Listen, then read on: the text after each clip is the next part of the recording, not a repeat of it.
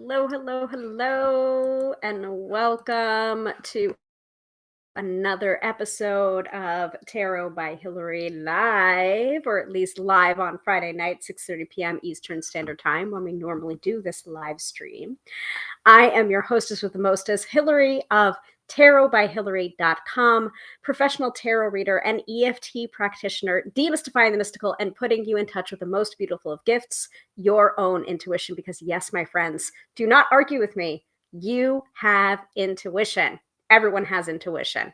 And tarot is just one of the many tools that are available to you out there to tap in to your intuition. And remember that tarot is a tool and not a crutch.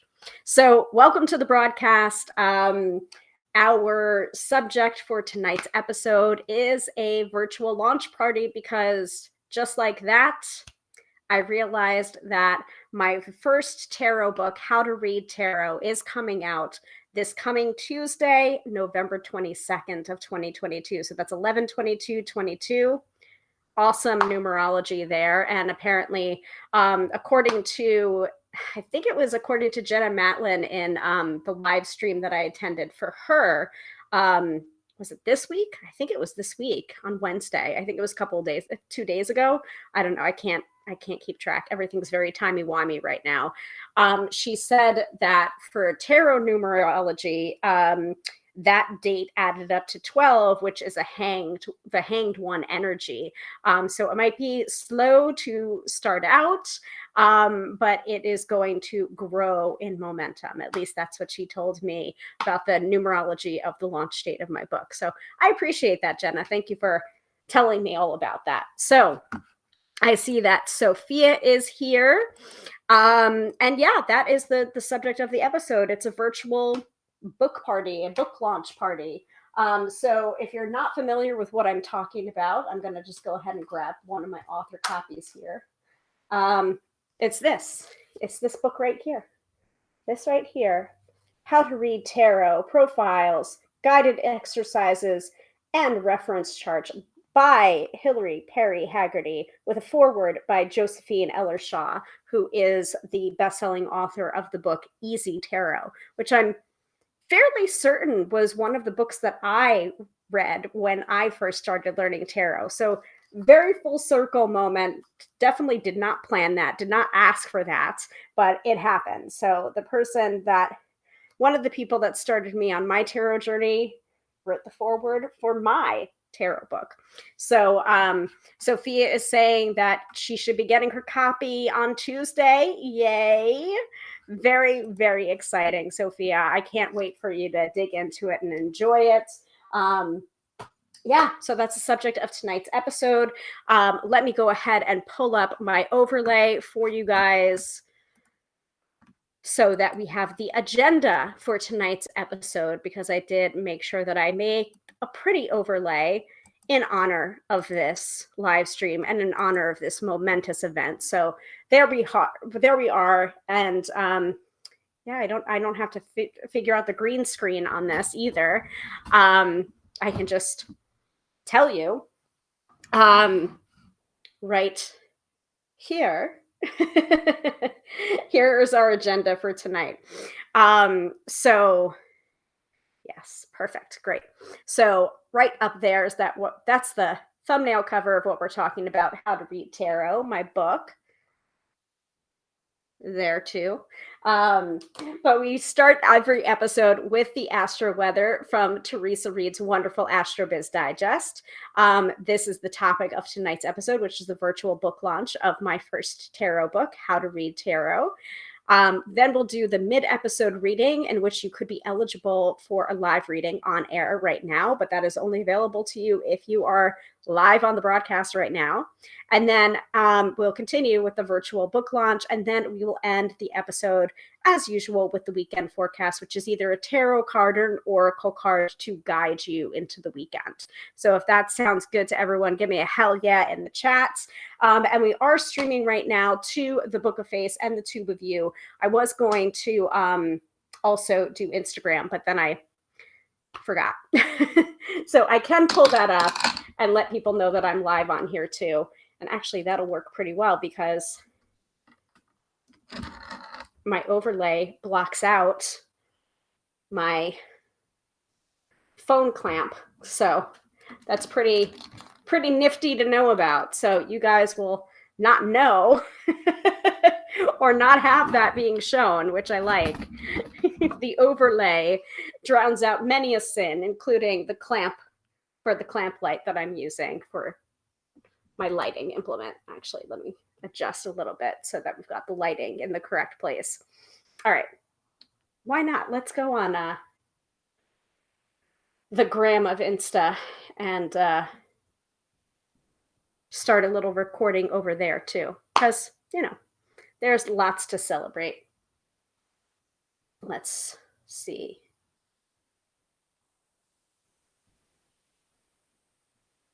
Give me 1 second here.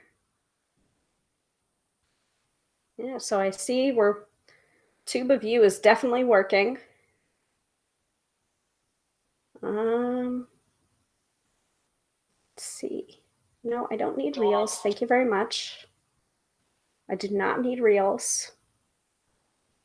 How do I even do this anymore? Can't even remember how to go live anymore on Instagram. It's been a while since I've done it. Ah, there it is. Thank you very much. Okay. Okay, virtual book launch. Virtual book launch on YouTube and Facebook. Sure, that'll work. Yeah, that is a little too up close and personal though. Hold on, let me bend these things back a little bit. Whew. Okay. Cool. All right, let me go live on Insta as well, the gram of Insta. And I'm just going to do the little intro over there too, just in case you're hearing it twice. So nice, I said it twice. So I am also streaming to the gram of Insta tonight as well for my live stream. So welcome to another episode of Tarot by Hillary Live. I am your hostess with the mostest, Hillary of tarotbyhillary.com, professional tarot reader, demystifying the mystical and putting you in touch with the most beautiful gifts, your own intuition. Because yes, my friends, do not argue with me. You have intuition. So we started up over on the Tube of You and the Book of Face first, but I didn't want to leave out my gram of Insta fam over here. So we're also streaming to here. So you won't get as many fancy things on the gram of Insta. And if you want more of a fancy experience, come join us over on the Tube of You or the Book of Face. It's youtube.com/Hillary Tarot, Hillary with 1 L. Or you can join us on facebook.com/Tarot by Hillary if you would like to see the more modified, pretty version of the episode. So that is completely up to you. I see you, Golden Eclipse Tarot. I see you, Kathy. But yeah, if you want to join me over on YouTube or on Facebook, that would be fine too. I'm streaming to three places right now, so I will try and keep track of everybody. Also, that will have your opportunity to be in the running for the mid-episode reading, which I would firmly encourage you to attend. Also, let me make sure I'm running that crawler as well. Okay. And Zuri, join me over on the Tube of You or the Book of Face for the prettier version. Okay. Now then, let's really get started. So, yeah, I've been doing a lot of stuff. Hello. I've been doing a lot of stuff this week to celebrate my book launch and also celebrate the launch of Jenna Matlin's book, Will You Give Me a Reading? So we had Jenna on our live stream 2 weeks ago, because last week we did the unboxing of the Tarot del Toro, which is this month's deck of the month, and which I've been using for card of the day polls. I'm going to go ahead and wave to people over on the gram of Insta as I go. And yeah, the week before that, we did a live stream with like an interview with Jenna Matlin, who is the author of Will You Give Me a Reading from Llewellyn. So her launch was, I think it was officially this Tuesday that her book came out, and then my book comes out this coming Tuesday, 11/22. So we're like November book launch sisters in that way. So Zuri is saying happy Friday, and Amanda's saying yay. Come join us over on the Tube of You or the Book of Face if you would like more of a modified, pretty experience.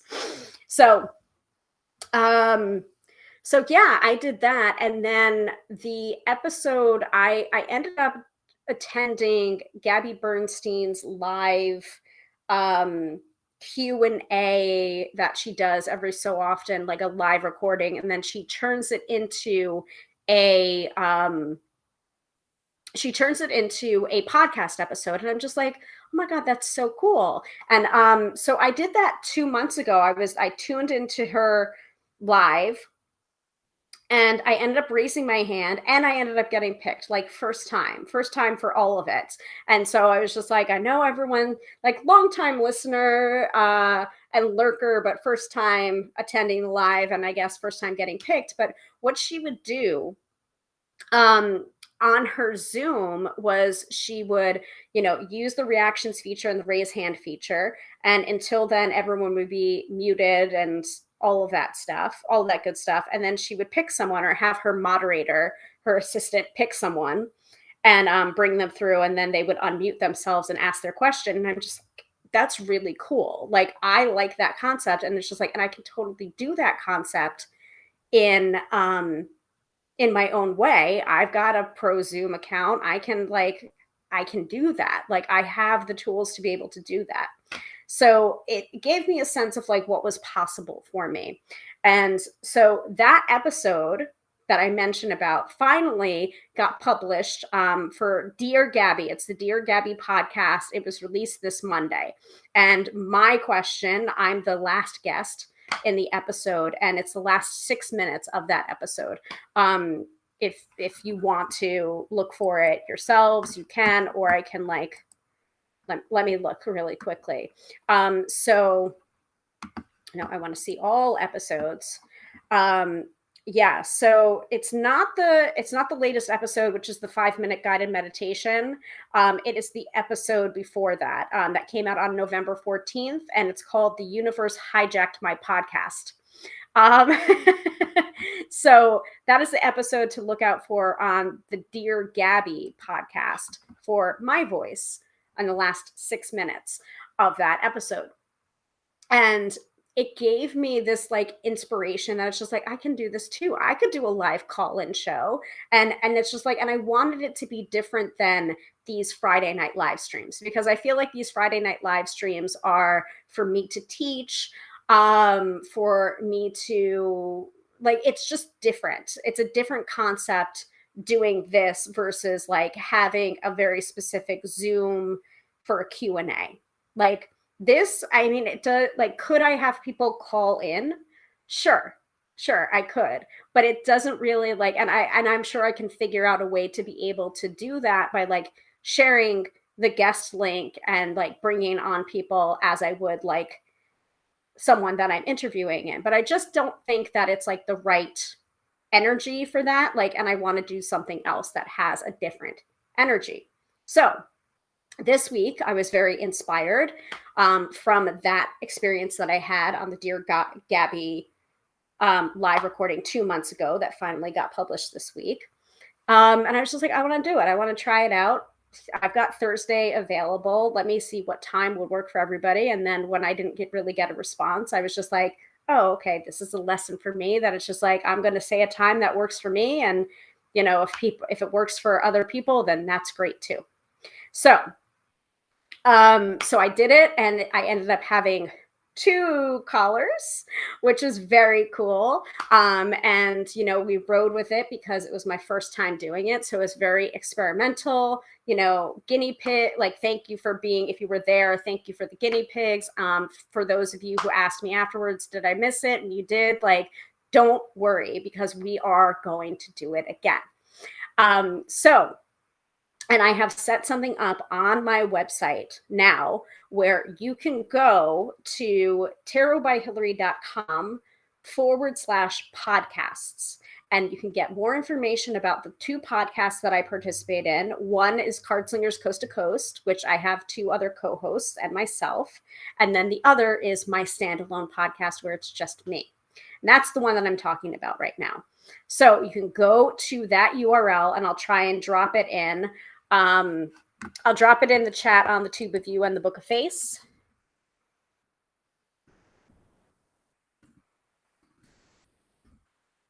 And hopefully that'll work.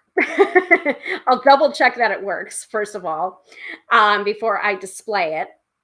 But I have set something up so that every first Thursday of the month is going to be a live Q&A at noon Eastern Standard Time. And so it's now set up through my appointment system. There is no fee involved, guys, for you to attend those live recordings that happen every first Thursday of the month. And you can call in and I might pull a card for you, or you can call in and ask a general question, or you can call in and, like, whatever, we'll have a conversation, because I want your voices on my podcast. I don't want it to be just me all the time talking. Okay.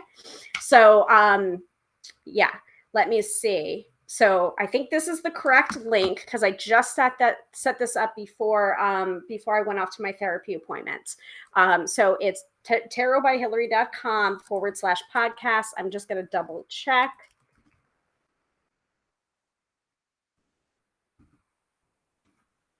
Please let this be the correct link. Yes, it is. So you'll see, like, the intro, welcome to the Tarot by Hillary podcast. And also when episodes are released. So I release episodes every Friday for the Tarot by Hillary podcast. And today's episode is all about the Hierophant. So it's episode 18. I can't believe it's episode 18 already. But it is another episode in the Major Arcana In-Depth series. And this week, we're focused on the Hierophant.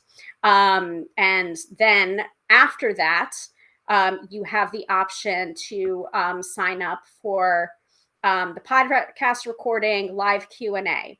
So the next one that I'm going to be doing is on Thursday, December 1st at noon.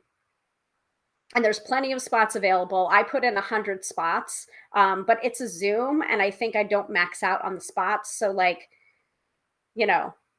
if it by some stretch of the imagination, it says 0 spots left and you're not able to sign up, just, like, shoot me a message and let me know, and I'll be able to give you that link. And then after that, the next one, the first one of 2023 is going to be Thursday, January 5th. But yeah, there are some people that went hog wild and signed up for every single one over the next 8 of them. So we have this going into, the last one is on Thursday, July 6th of 2023. But I'll probably set more up if this type of system or way of working makes sense over, the next few months. I see Happy Danny's on the gram of Insta. But yeah, that is the correct link. So I wanted to, like, do some housekeeping, a little bit of housekeeping first before we get into the Astro Biz Digest, and also remind you that there is a new podcast episode available today. And a new way of me doing a podcast. So for those of you who were on the first attempt, I thank you. I thank you for dealing with the attempt, and the 2 guests that I had, or the 2 questions that I had, were from Teresa and from Kristen. Thank you very much, Teresa and Kristen. And that episode will be available on Black Friday.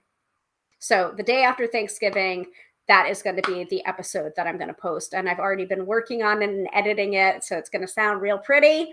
And while I had it fresh in my mind. So yeah, if you're curious as to what that's going to sound like, you'll have to, subscribe to the podcast. So, which is, and you can find that by searching Tarot by Hillary podcast wherever you subscribe to your podcast. I think I'm on most podcast platforms.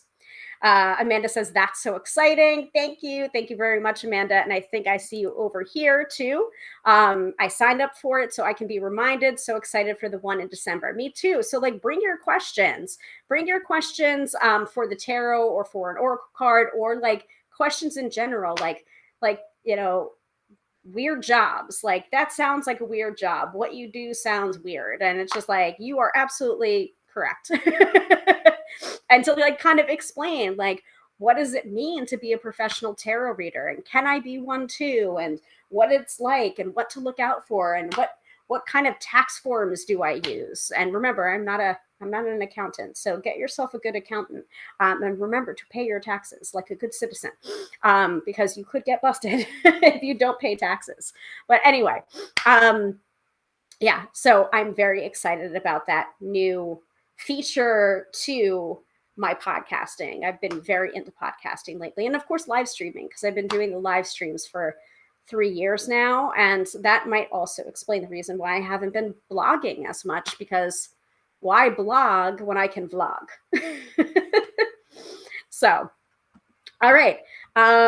Any questions for me before we go into the astrology from Teresa Reed, aka the Tarot Lady?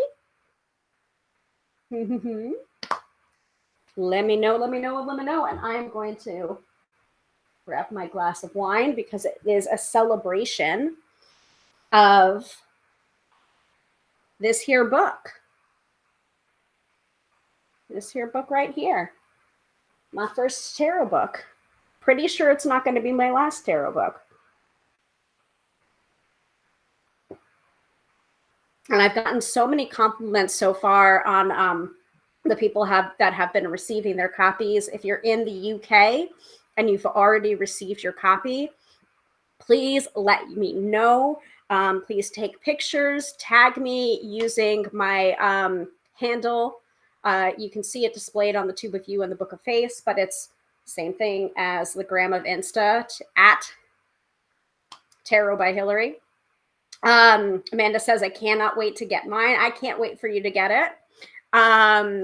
Zuri says, it's awesome to see you expanding into new and different ways of doing things. Thank you so much, Zuri. And like, I'm happy to help out too. And Zuri, like, I don't know, we keep on missing each other, or I keep on not following up, but like, I do want to have you as a guest on the live stream for Friday night if you're around and you're available. So like, yeah, slip into my DMs, let me know what your schedule is looking like, so that I can have you on here and you can talk a little bit about your work, because I am fascinated by what you do, because you do live sales of like crystals and pendulums and necklaces and tumbled rocks and all these different things. And it's just like, I am really interested in that. And I don't know how you keep track of all of it either. Like, I have enough to deal with just like providing a service. So people that are retailers, or, like, have my utmost admiration. So slip into my DMs. We've got to do something together. And also, as always, we want to know when your next live sale is as well. So, are we ready for the AstroBiz Digest? Can I get a hell yeah? And I'm going to have to move things around here. So as you can see, the setup is a little bit different because I had to move my desk away from the window. Like, I know many of you are used to having like the window behind me, and like the windowsill with all of my many things. And now you're seeing the lamp behind me. And that's because I had to move my desk out from the window, because we have the way our apartment is we have radiators, and our radiators are on the ceiling. and they started to clang.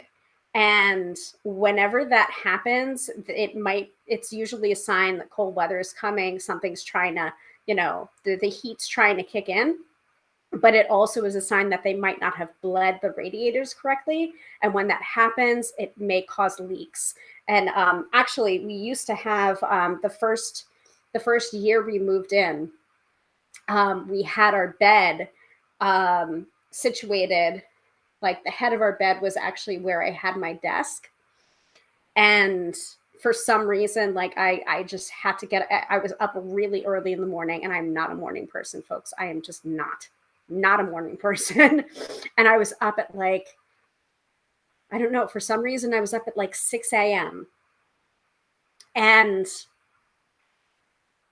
I got out of bed, and 5 minutes later, the radiator started leaking boiling hot water in exactly where my head would have been if I had not gotten up.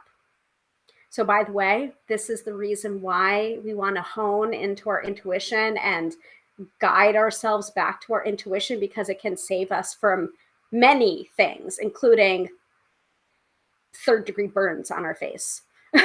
So, yeah, that was fun. I was not happy about, the watermarks all over my sheets, but that's what our intuition is there for, to guide us, to help us, to be like, oh, like, get up now. And sometimes it won't tell you the reason why, but if you follow it, you'll usually find out the reason. But anyway, I moved my my desk from underneath there because it's the radiator started to clang in the same way. And so I was just like, I don't need all of my technology and my lighting and my computer, my laptop, and my microphone and my mouse to be covered in radiator juice. So I moved everything over.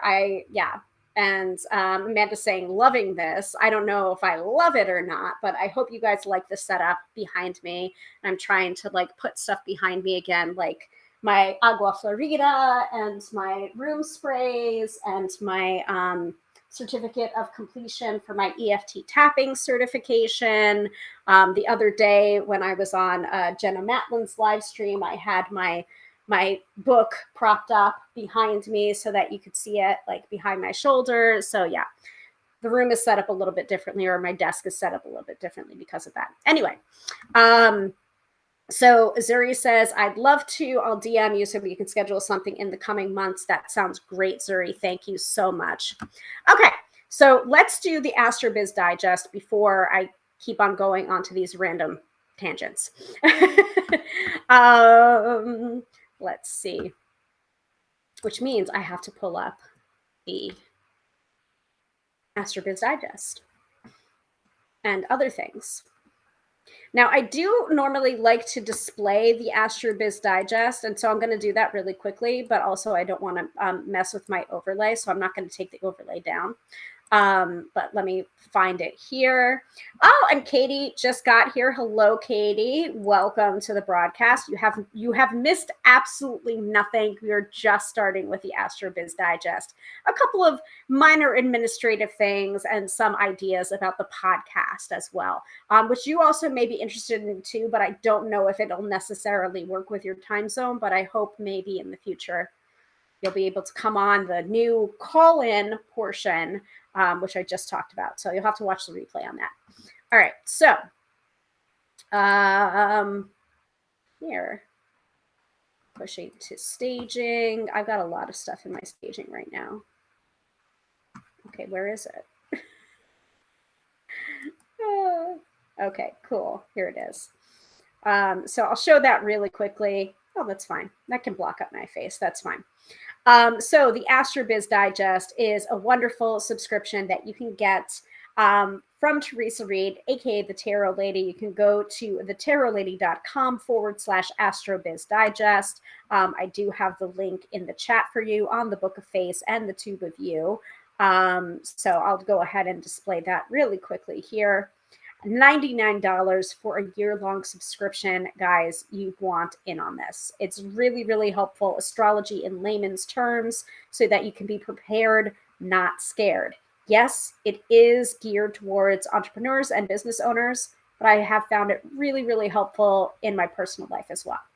So that's the AstroBiz Digest. And what I normally like to do on here is give you like the overall transits that are going on for the week, like what to look out for, what the weekly energy is. And then we go into details for Friday, Saturday, and Sunday, because I don't want to, you know, share all of this stuff verbatim, because then why would you purchase the AstroBiz Digest if I'm just like giving it away on here? That's not fair to Teresa.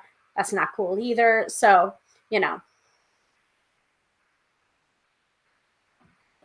I also have my mother texting me right now. So I really can't get back to her right now, because not only am I streaming on here, I'm also streaming on Instagram.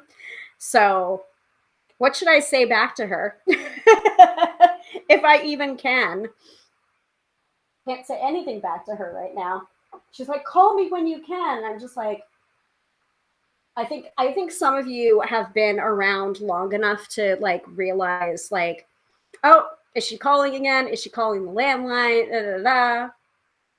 Like, I don't know. I don't know. I'm gonna have to possibly field this with Mr. Tarot by Hillary. Mr. Tarot by Hillary, I need you. Let's see if he hears me. Okay, I haven't left yet. Good. So mom's texting me saying, Hillary, call me when you can, but I'm streaming on here and I'm streaming on here.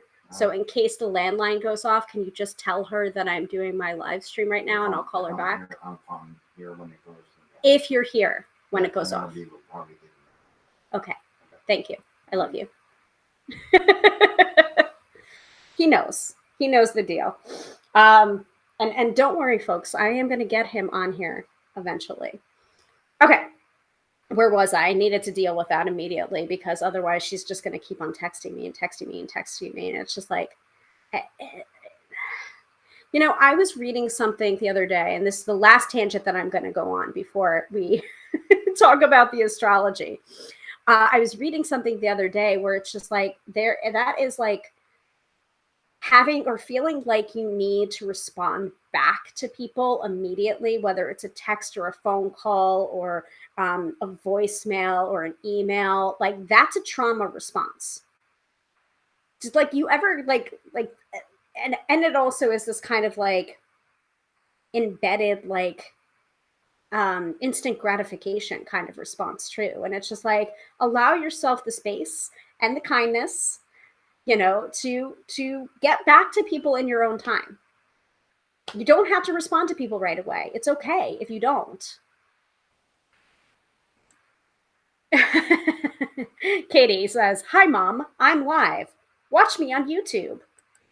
Katie, she doesn't even know what YouTube is. My mom is in her 70s. So people get very surprised when I say that. I feel like I have a swamp witch kind of like, people don't realize what my age is, and people definitely don't know that my mom is in her 70s a lot of the time, because she acts and she looks a lot younger. So she could probably be pegged at her 50s, honestly. So yeah. Yeah, I'm just dealing. I'm being proactive about it in case she does call the landline. And as some of you remember, if you've been with me for a while for these live streams, sometimes I was sitting on the couch in the living room right next to where the landline is in my apartment. And when she would call, like, I would have to answer. Otherwise, you would have probably heard her going and leaving this long voicemail. And no one wants that. No one needs to hear that. Really glad that I poured myself a glass of wine. All right, let's do the AstroBiz Digest. So, okay. First, let me find the AstroBiz Digest.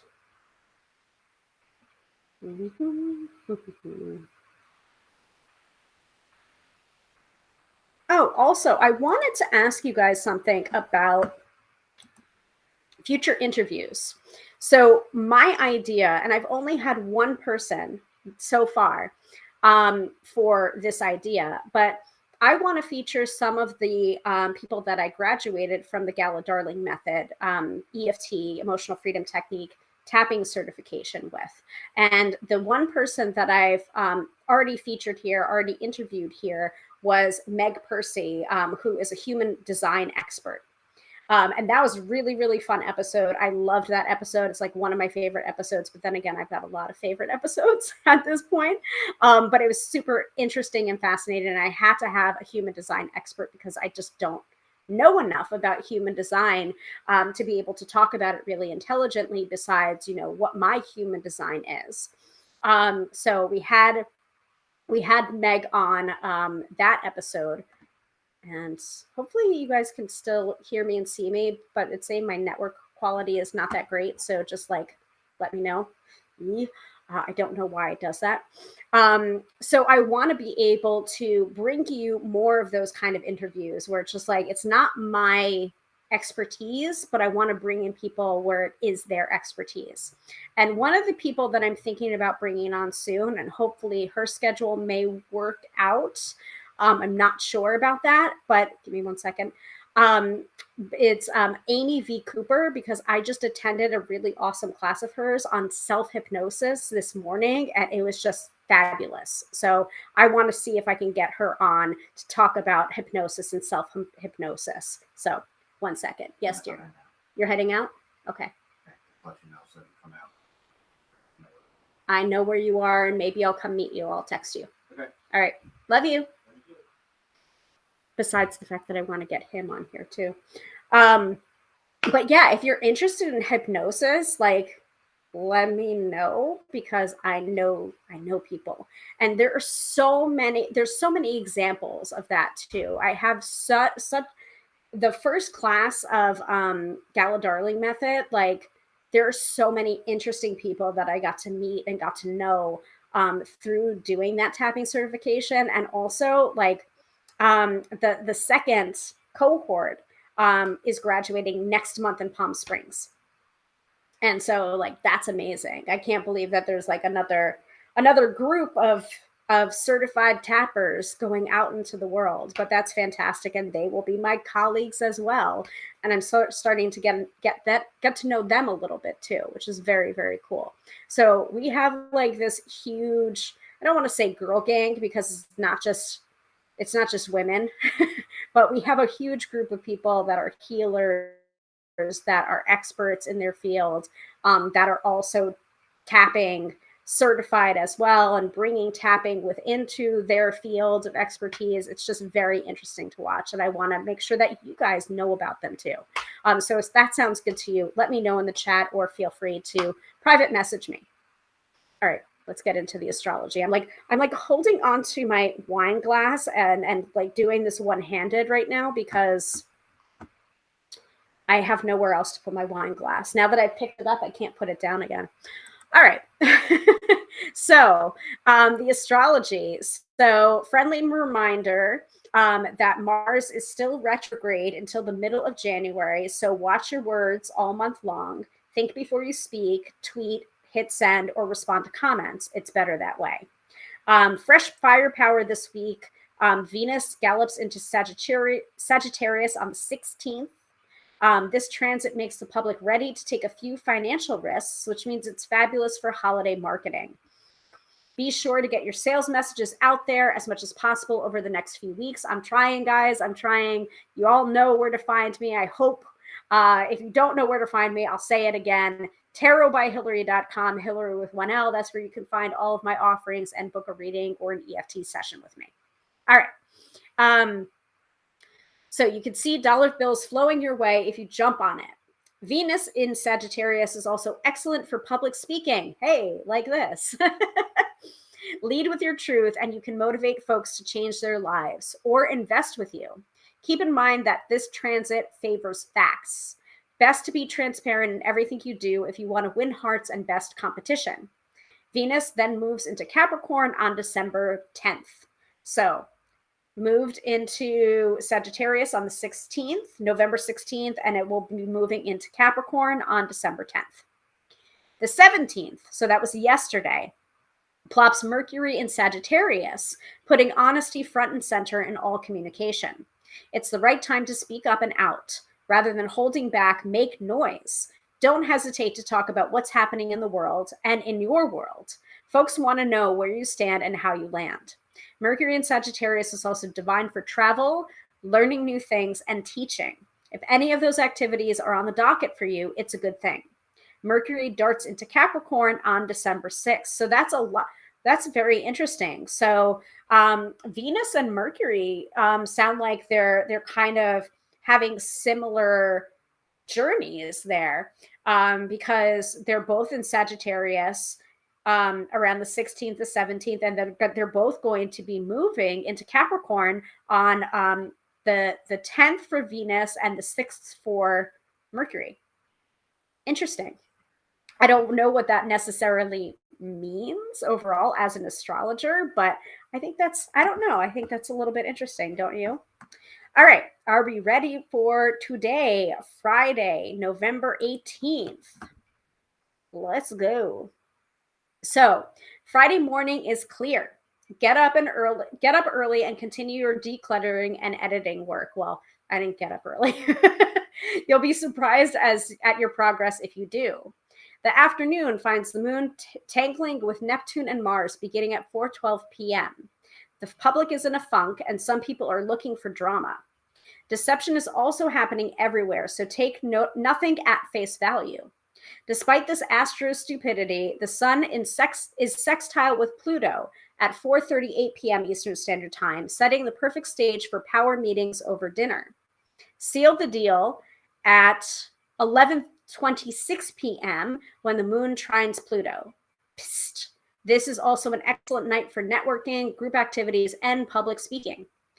Today, Friday, November 18th, is a power day for Virgo and a weekday for Pisces. I'm going to pause there. I don't know. I feel right. I feel right talking about the astrology with a wine in my hand, just like gesticulating with the wine glass. Why not? Okay. Any questions about Friday before we move into Saturday and Sunday? I'm also realizing that I didn't put lipstick on or any makeup on whatsoever. Monitoring the chat. No. Okay. We are going to move on to Saturday and Sunday. Saturday, the moon will be in Libra all weekend, which is excellent for strengthening partnerships. Network, handle client concerns, host meetings with power players, and remember to check in with your team. Unfortunately, Mars squares Neptune at 10:43 a.m. creates a toxic, deceptive vibe for the whole day. Refrain from believing everything you hear or read. You'll also want to set strict boundaries. Trolls and other ne'er-do-wells may try to push past your rules if you don't enforce them. Ooh, I'm gurgling. There are two great spots for Saturday marketing. The Moon-Mercury sextile at 12:54 p.m. and the Moon-Venus sextile at 2:15 p.m. Use this time for clever PR campaigns, sales emails, and community building via live streams. All right, so that's Saturday. Sunday morning is easy breezy, perfect for sleeping in or engaging in a little online PR. The evening is glorious with three fabulous aspects: a Moon-Saturn trine at 5:18 p.m., a Moon-Mars trine at 10:37 p.m., and a Sun-Jupiter trine at 11:07 p.m. That's all Eastern Standard Time, folks. This happy trio is delightful for gatherings, networking events, or other social things. Heck, if you want to have fun with your squad, go for it. You don't have to be a 24/7 marketing machine. Both days, Saturday and Sunday, are power days for Libra and weekdays for Aries. Shucks. Well, I'm an Aries, so yeah. Okay. So I would love to open up the floor if anyone has a particular day that was feeling a little weird or hinky or wobbly. let me know and we'll take a look at it really quickly using the AstroBiz Digest. And then if not, we'll move into the main point of tonight's episode, which is celebrating virtually the book launch, the launch of my book, How to Read Tarot, from Flame Tree Publishing, which is a UK publisher. So if you are in the UK, that might be the reason why you've already received the book. For those of us in the US, you might not have received the book. I received the book because I wrote it, and these are my author copies. And I asked. I'm like, guys, why do people in the United Kingdom have my book before I did? And I wrote it. But yeah.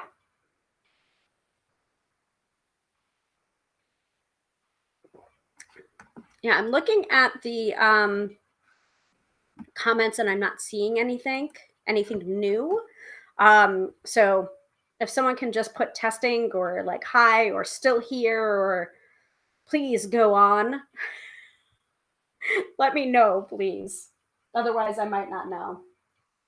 That's what always drives me nuts sometimes about being in business for myself and being a service provider is sometimes I have to troubleshoot and it looks fine on my end, but then it's not fine on the customer's end. And then I'm like, well, but what does it look like? But okay, so show me what you're seeing so that I can see it too, so that I can possibly know how to fix it. So sometimes I've done these live streams before and I've been like happily chattering on, and then I find out like the screen's black from your end, or you know, it's out, or I'm no longer broadcasting, and it's like terrifying. And I'm like, I don't know, like, I'm just talking to the ether. Oh, good. Thank you, Katie. Katie, my unofficial moderator, still here. Good. So does anyone have any questions or anything? Like Monday was weird, Tuesday was weird, Wednesday, let me know, and I will take a look.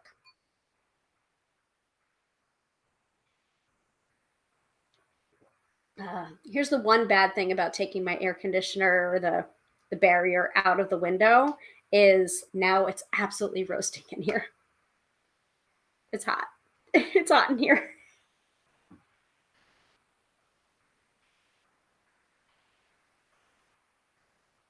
I guess I'll put it over here.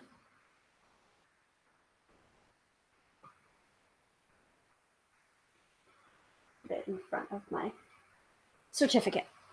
Okay. All right. I don't see anybody asking about any particular day. So I am going to, I didn't really have any ideas per se about how I was going to approach the virtual book launch, except saying like, hey, I have a book. It's coming out on Tuesday. And do you have any questions? Do you have any questions about the book writing process? Do you have any questions about what chapter was the hardest to write, or what chapter was the easiest to write? Or, you know, how can I find it? How can I get it? All of those are valid questions to ask, or, you know, whatever else, or how did that happen? All right. So we have the first question is from Sophia. So thank you, Sophia. Tell us about your favorite chapter. My favorite chapter. Yeah, this is going to be difficult, actually. My favorite chapter was probably the benefits of reading chapter. And that's something that I did a little bibliomancy the other day when I did the live Q&A for the podcast episode that's coming out on this is December 4th, whatever day, no, not December, whatever day Black Friday is, that episode, I did a little bit of bibliomancy from my book to end the episode. And I ended up turning to my favorite chapter, which is the benefits of reading. So it's page 58 is the benefits of reading. So I'm going to hold it up here and then hold it up here. And the reason why I loved, it might have been the benefits of reading. I might be confusing my chapters, but it might be the benefits of reading or the art of tarot reading. Could be, I don't want to choose. Yeah, the art of tarot reading is on page 38. The benefits of reading are on page 58. Yeah.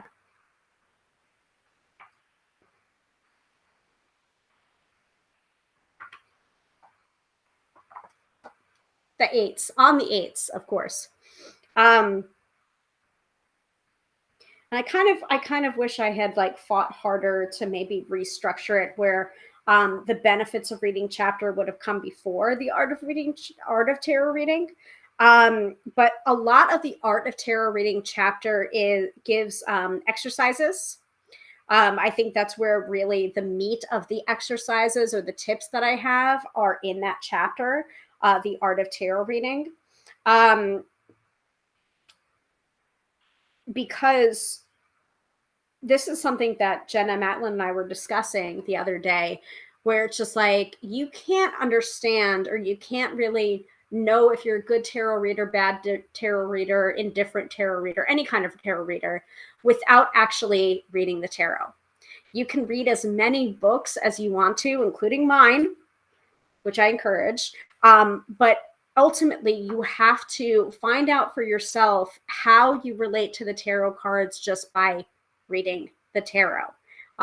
Take out the cards, shuffle them, start to relate to them, start to look at the symbology of them. And so I think like I'm going to say that I have two favorite chapters, and those are the art of tarot reading and the benefits of reading.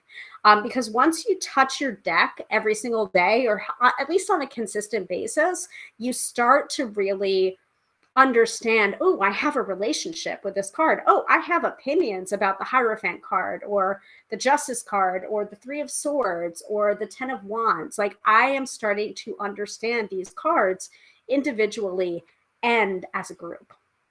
So yeah, is that is that a good answer? Is that a long answer to a short question? I don't know. But yeah, I loved my favorite chapters are those because those were the ones that I enjoyed writing the most. And I also talked a little bit about that too, about the benefits of reading and how I went to a psychic development class and I basically asked the question, like, is tarot a crutch? And my teacher, who had, published a number of books on psychic development, she said, well, does tarot work for you and for your clients? And I said it did. And she said, isn't that all you need to know? You're using a tool that works for you. There's nothing wrong with that. So it's like, it's not a crutch, it's a tool. And when you use your tool a lot, when you use a tool, any kind of divination tool, you start to then really tap into your intuition in other places and without the tool. And that's really kind of like a wonderful part of it, and also a little bit of a scary part of it. Like sometimes you're just like, oh, I don't know how I know that.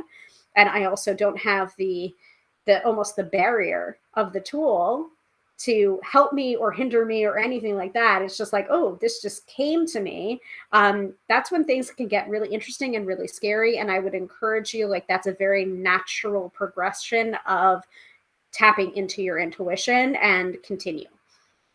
Don't get scared. Like that is, I found that to be true. And the only reason that I got scared is because no one was talking about it. And so I had to ask people like, hey, so when you've been doing a lot of readings, do you start to get stuff without the cards? And they're just like, absolutely. And I'm just like, oh, thank God. I thought it was just me, or I thought I was weird, or I thought I was going crazy. And it's just like, no, you're not going crazy. This is actually a very natural progression of you working with your divination tool on a consistent basis.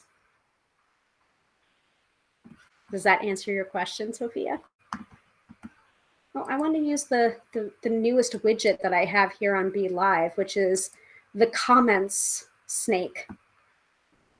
So you get to see your little avatars snake around the screen. Any other questions? Because then it's going to be a really short episode. which we're not normally known for, but it's fine. I mean, by extension, you can always ask me what the most difficult chapter was to write, or what's your least favorite chapter, which I'm happy to answer as well. Or we can move into the mid-episode reading. So I will let you decide. If you want to ask another question, we can do that, or we can move into the mid-episode reading. And I'm putting on my lipstick because I had forgotten to do it before. Okay.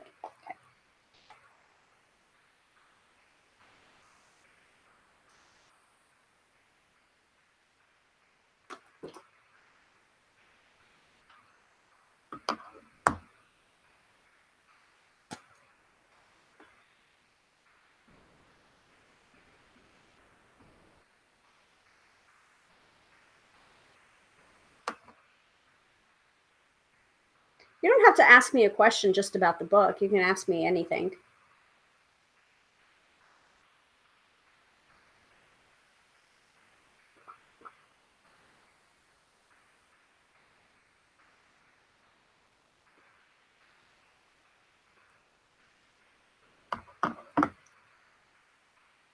Oh, tap into magic. Hi.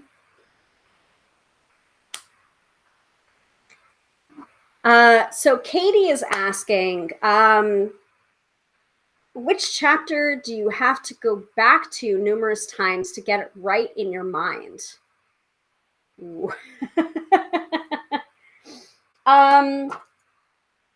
I would say probably the chapters that I offered interpretations or keywords. That was the one that like really like, so it would be interpreting. So those chapters would be interpreting the minor arcana and interpreting the major arcana. The chapters that is just like are called the major arcana, the minor arcana was just about like telling about the cards, you know, of like what card, like basically listing what the cards were. So like on page 26, you got the major arcana. On page 32, you've got the minor arcana, and then also you've got on page 10 the cards of the tarot, which is basically a list of like, here's the 78 cards of a tarot deck. So it's just like, here's what a tarot deck is. But then going into the interpreting chapters for the interpreting the major arcana and interpreting the minor arcana, which is the last two chapters before I give resources and acknowledgments, 106 and 104.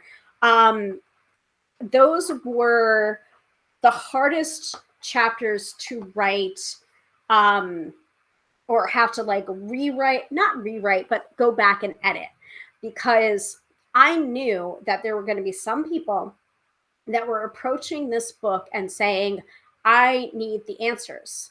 I need to know how to interpret the Hierophant, how to interpret the 5 of Wands, how to interpret the 2 of Swords, and having those keywords and taking those keywords as gospel. And that's what really, really threw me.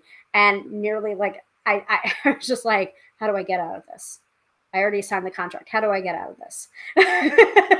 But I had to talk myself down from that and basically say, you know, and write it into the book and say like, listen, this is a jumping off point for your own intuition. And that made it like that much easier to be like, this is like it's almost like, this is what I'm writing. This is my interpretation or my keywords as they're coming to mind right now as I'm writing this book. Could be entirely different if I sat down to write this book now as opposed to the spring. So those are the chapters. Interpreting the major and the minor arcana, those are the two chapters that I had to go back to numerous times to get it right in my mind, but it was more about mindset and not actually getting it right. Because, you know, you have to keep in mind, you have to keep it a grain of salt there about like little white books or guidebooks or companion books or instructional books, you know, like if you get something else from the card that a book didn't tell you, then that's kind of a natural progression of your understanding of the tarot. And it doesn't necessarily mean that you're wrong and I'm right. That's not how it works. Did that answer your question, Katie?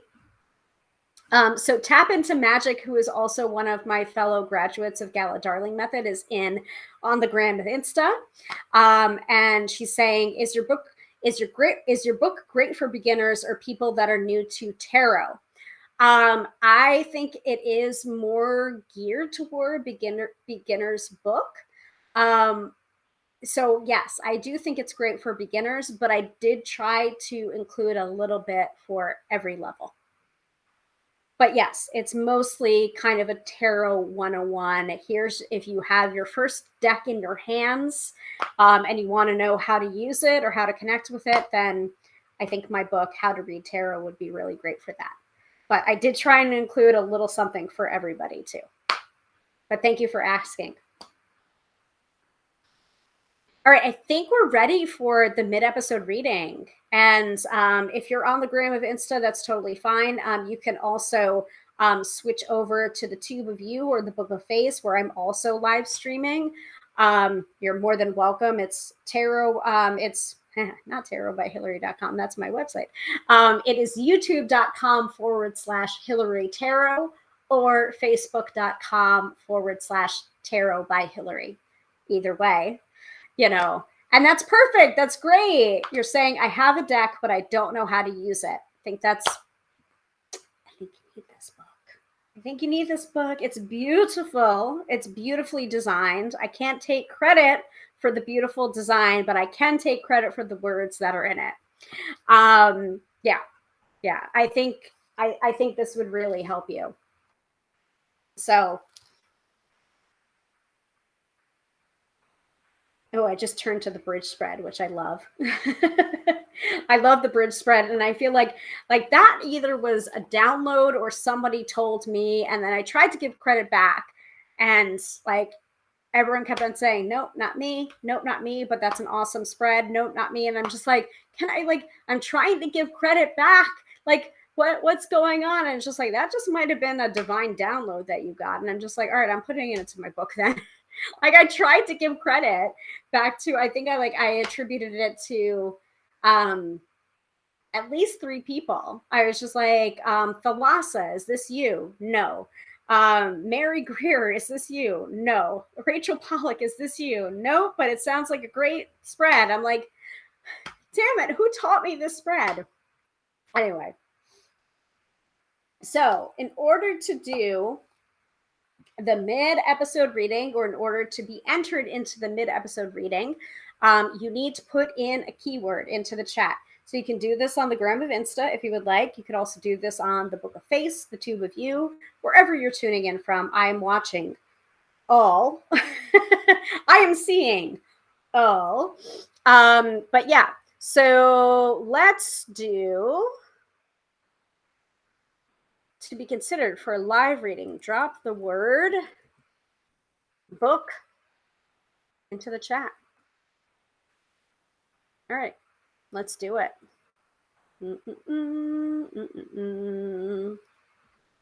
Let me show mid-episode reading, and the crawler has now been updated. And Tap Into Magic is asking, are you live streaming on all 3 platforms at once? Yes, I am. Well, technically speaking, I'm doing one platform on my phone, which is the gram of Insta, where you're tuning in right now. And then I'm doing 2 platforms simultaneously through Be Live, which is my live streaming software that I pay for every year.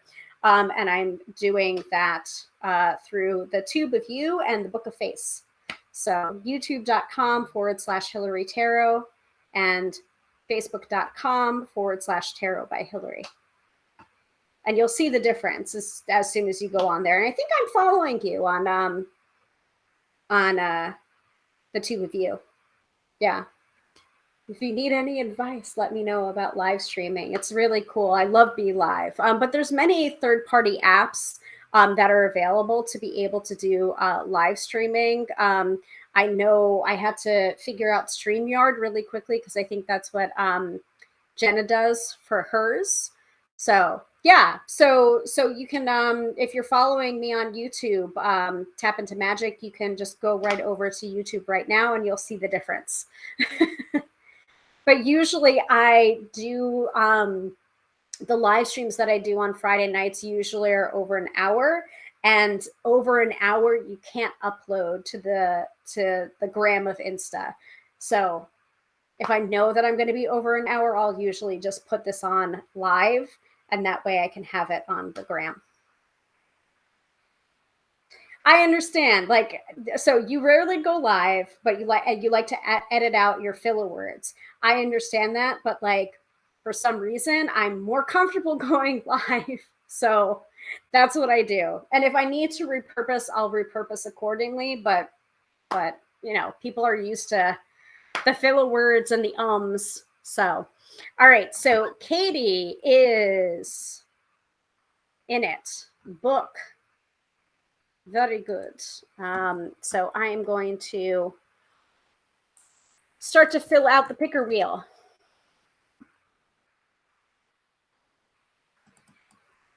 All right. So Katie. All right. I've got Katie. Who else?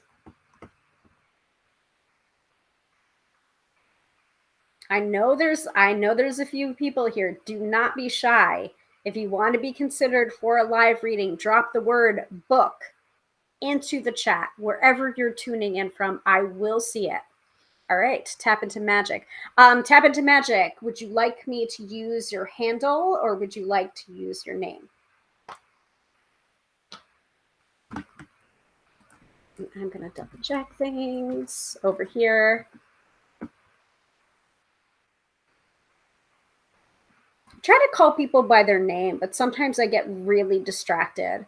Like there's one person that follows me whose name is Bob, but that is not his handle.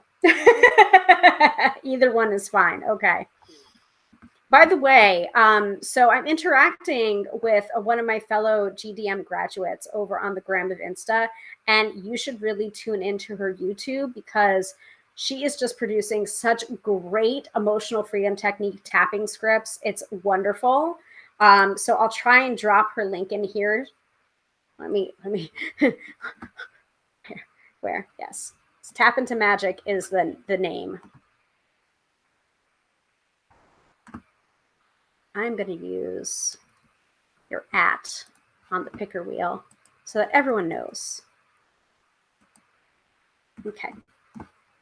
But yeah, let me use that. I'm going to put that in the studio. And I'm trying to do that too, by the way. Like I'm trying to produce a tapping video right now on restless brain, anxiety, and going to sleep. That is something that someone asked for specifically. And so I've been like taking the last 2 weeks and I did the setup statement and I've already recorded the setup statement, but I'm like trying to produce it and make it in Canva and make it look pretty and make it be usable too. And, you know, trying to, yeah, let me show that. Show, damn it. There you go. So that's where you can find Tap into Magic if you need some EFT support. Highly, highly, highly recommend. All right, anybody else? Because right now it's a 50-50 prospect. Sophia, I mean, you've given readings. You've given readings on here, so you might as well participate if you want to. Come on now, don't be shy. I'm gonna close it up in about a minute, so get in there while the getting's good.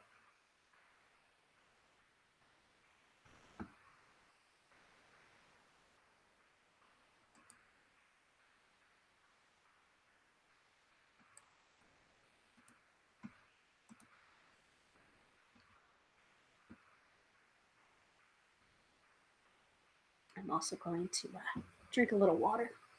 Speaking of tapping, hydration.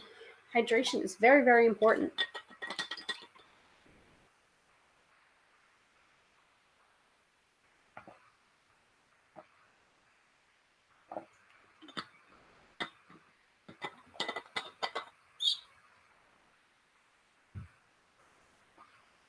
All right, no other takers? Really?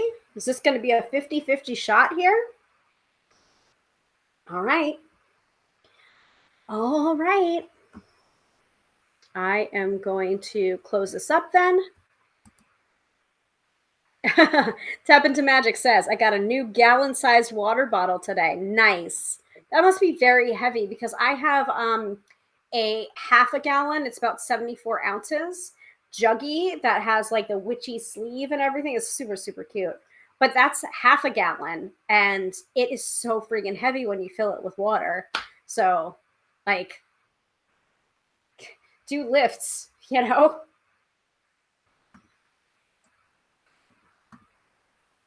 Okay. I'm going to take away all of the widgets. I'm actually going to remove the overlay for right now, even though it's very, very pretty. And now you can see the back of my phone. But are we ready? Are we ready to do it? Are we ready to spin the wheel? Let's do it. All right. Tab, share to audio. Okay. Gotta close that. So we have 2 participants. I'm going to hide the names and just have the spinners. And we are going to spin the wheel. I'm going to show that in the stream. Okay, so we've got Katie and we've got Tap into Magic. So let's go.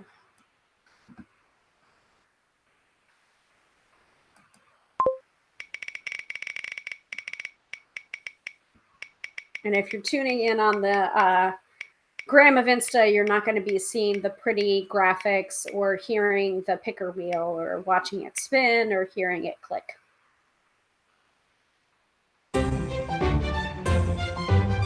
So it's Tap into Magic. You won the mid-episode reading. It is on the screen for all to see over on the Tube of You and the Book of Face. So please go ahead and put your question for the tarot into the chat. And also, if you have any preference for deck, I don't know if you do or not, but I'll probably use one of the classic ones, like the Reflective Tarot, for your reading. Yeah. Ask your question in the chat, whether you're tuning in on the Gram of Insta, the Book of Face, the Tube of You. I will see it. I won't be able to display it, but I will be able to read it out loud. So.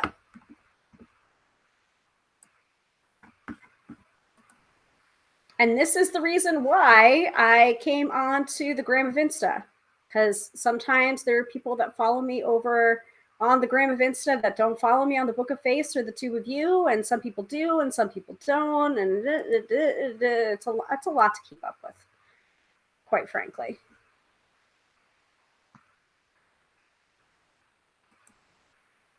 All right, let me throw my overlay back on. Look, magic. Hiding the back of my phone. So Tap into Magic is thinking of a question right now to ask the tarot. And it is a general outlook. My question, how will 2023 be looking? All right, so I'm going to pull out my Reflective Tarot, which is based on the Radiant Rider-Waite-Smith, or Rider-Waite-Smith. Actually, I think it is based on the Radiant Rider-Waite-Smith. But it has nice iridescence to it, which is fun. Oh, and Dylan Dilly is here. Just made it in. Let me display that. Hi, Dylan Dilly. Welcome. We're on the mid-episode reading right now. And Tap into Magic just won it. So I'm setting up to do a reading. So the question is, how will 2023 look?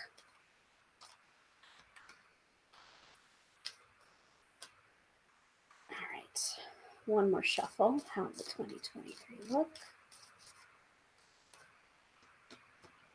Okay. 3 cards for you.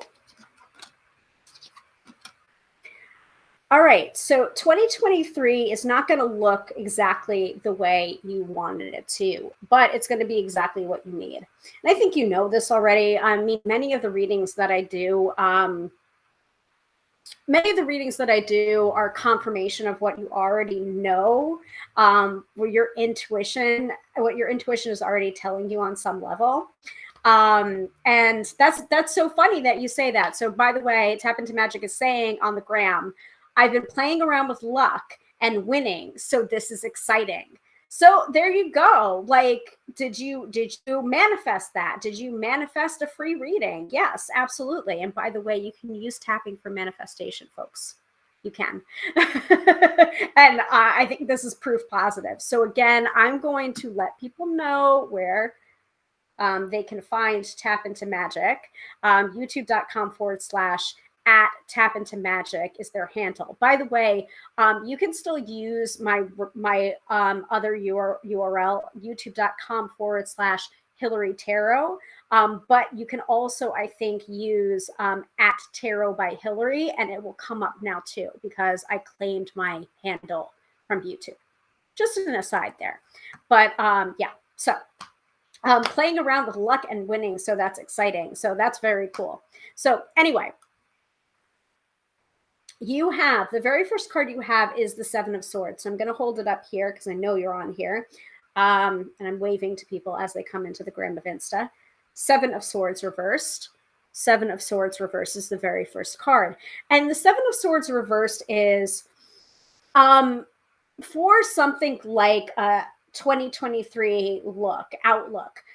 It's not necessarily a person, but it may be a situation that you're allowing to continue to happen. Maybe it's a bad habit, or maybe it's like you're stealing time away from yourself, or it's like that feeling of being too clever, or I know this already. Like the fact that it's reversed, you've already learned that lesson, and now you're just like, everything is from a place of curiosity. Like you're examining everything that you do from a place of curiosity.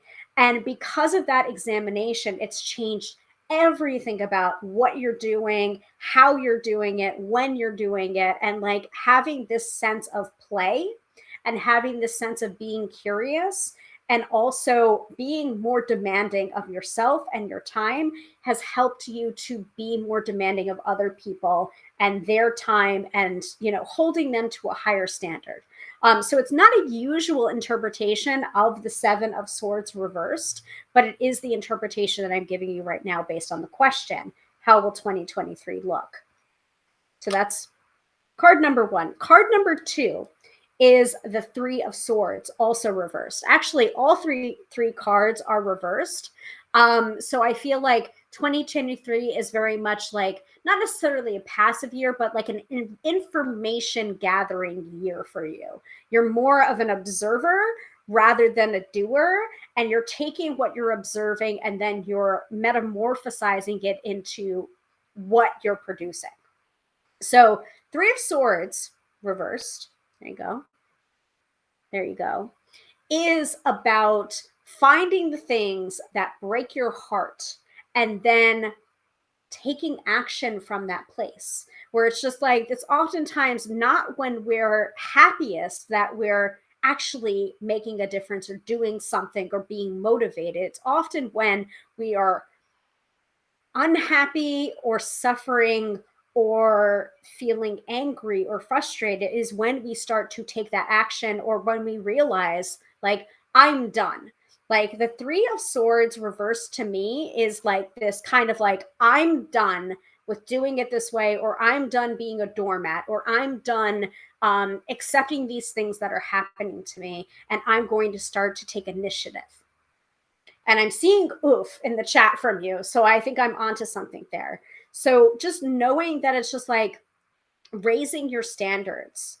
Raising your standards is not a bad thing. And there are people that may fall away from that because they're not meant to come with you into 2023 and what you're doing 2023 into 2024. And that's okay. Quality over quantity. And then finally, you have the Temperance card reversed. So the Temperance card is about emotional healing, and also balancing, mixing two different energies to create something new. And I think that's also something that you've started to do at like the last quarter of 2022, and you're bringing that into 2023. Now, the fact that it's reversed doesn't mean that you're not going to be successful at it. It's just that it's just going to take a little bit more time than you were expecting. And allow it to take that time, and allow yourself to have that patience and that balance, because remember that balance is a verb, not a noun. You're never going to get to a state of balance, but you are going to find, like, each day, every moment is going to be, your balance is going to look a little bit different, and that's okay.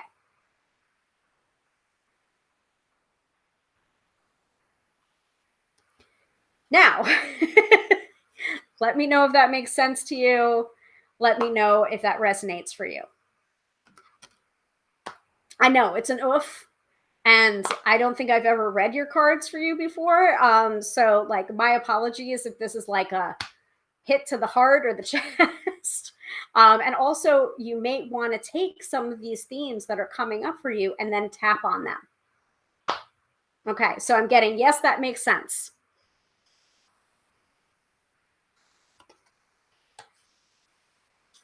Definitely resonates. Okay, cool. And I think this was the reading that you were meant to have today, especially if you're like winning it, you know, or saying like, I'm just going to put myself out there. I'm just going to try. I'm just going to, you know, do something new and different. And again, that place of, I keep on getting the place of curiosity.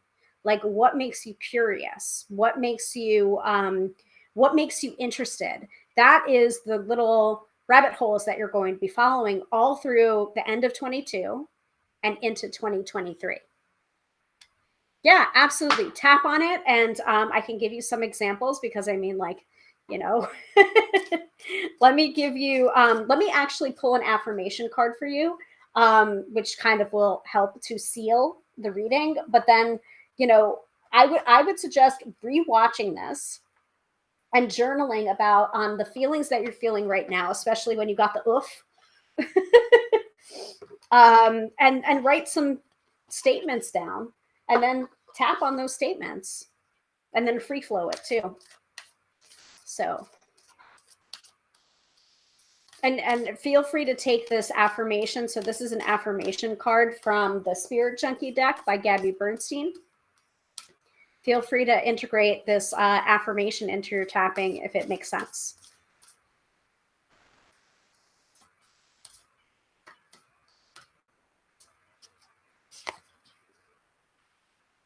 Yeah. So the affirmation that you're getting is, my high vibe thoughts create health in my body, peace in my mind, and love in my heart.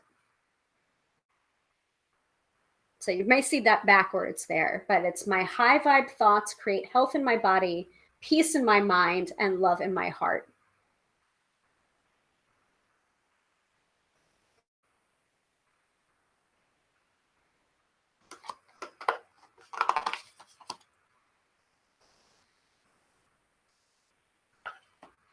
There you go. That's your mid-episode reading. Thank you so much. Thank you for tuning in. That's so funny that happened, but it's also not entirely surprising either. And so thank you for participating. Yeah, so Dylan's saying, yes, this is exactly about, you know, manifesting tapping, I think, is when you had commented that. And then Dylan's also saying, how perfect is that? And Tap Into Magic saying, thank you so much. You're very, very welcome. And also, guys, like, don't forget, go tune into her YouTube. There's some good tapping there. There's some really good tapping stuff there. I speak from experience. And also, I think I've started to add some of those into an EFT tapping playlist that's available on my channel too. And I think that some of those videos are, I think, some of Tap Into Magic's videos. So you may be interested in that. All right. So we're going to continue the virtual book launch, which is basically me patting myself on the back and drinking wine and talking about my first ever tarot book, How to Read Tarot, from Flame Tree Publishing, and it's coming out on Tuesday.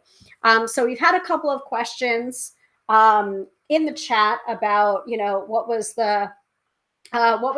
my favorite chapters to write and what was my least favorite. So I've already answered those two questions. Not sure what else I've answered.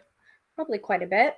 Tell us about your favorite chapter. Which chapter do you have to go back to numerous times to get it right in your mind? So actually, people have not asked me that. People have not asked me what the most difficult chapter was to write. So if you want to ask that in the chat, I will answer. And I'm going to take a sip of my wine. By the way, speaking of winning things or getting things for free, the wine that I'm drinking, the Chinese place that we order from all the time, my husband walked in there to pick up our order the other week, and the lady there just handed him a bottle of Sauvignon Blanc. And it's just like she was just like, I don't have any soda for you right now, so here's a bottle of wine. Enjoy. And it's just like, okay. And he's not really a wine drinker per se, but I am. Take it.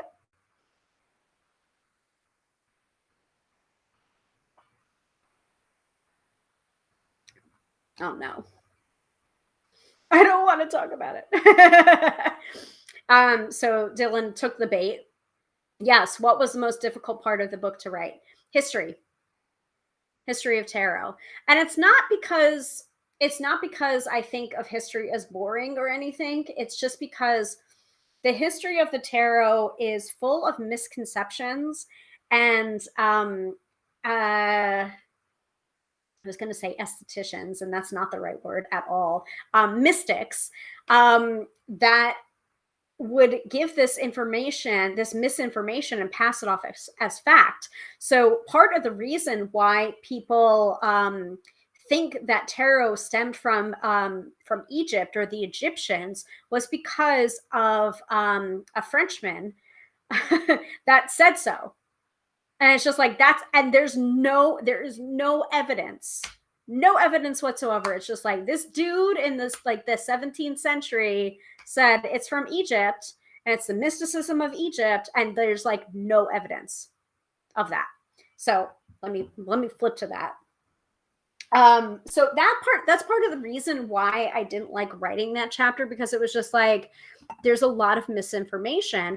And so it's very hard to be able to sift through the misinformation, the fact, the fiction, to be able to give a true history of the tarot. And no one's been able to do it yet, because we just don't have enough information. We just don't have enough evidence. So that's, I'm going to butcher his name, but it's, Count de Gebelin, I believe, was the person that did that. That was just oh yeah, it's, and it's also not the history of tarot. It's the history of cartomancy. Because I was just hey guys, it's not really all tarot. I can try, but it's, a lot of it can be about cartomancy and playing cards too. So, divination through the use of cards is called cartomancy, and it's not just tarot cards that are used. The term cartomancy covers all cards used for divination, whether they are playing cards, oracle cards, angel cards, tarot cards, or the 36 cards of the Lenormand. The origins of the tarot, the origins of playing cards, and going back further, the history of paper itself. So it's not the tarot of the 1400s. It's not the same tarot deck we know today.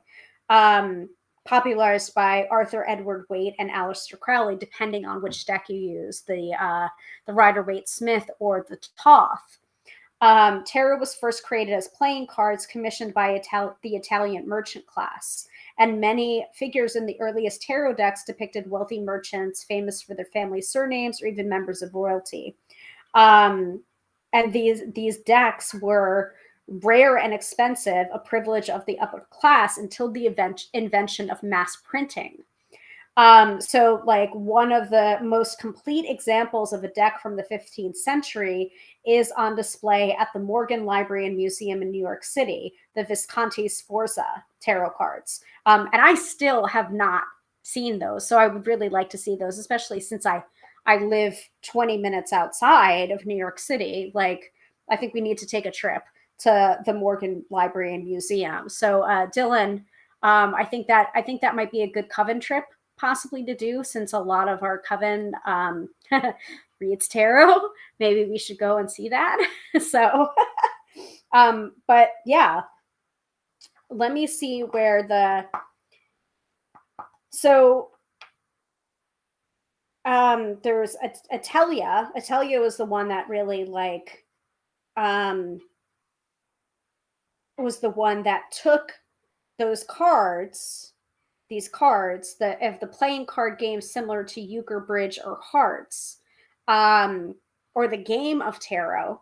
Jean Baptiste Alliette, who stylized himself Atelia, published a book that described using tarot for divination until this was in the 1700s, popularizing it as a system of cartomancy, a tool to understand conflicts, make wise decisions, and even predict future events.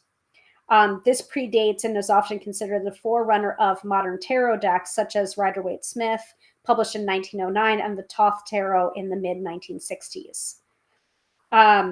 Atelia might not have been the first person to write about tarot for divination, but he is the most well-known. So it's like, it's very like windy and twisty, and it's just like sifting through misconceptions too.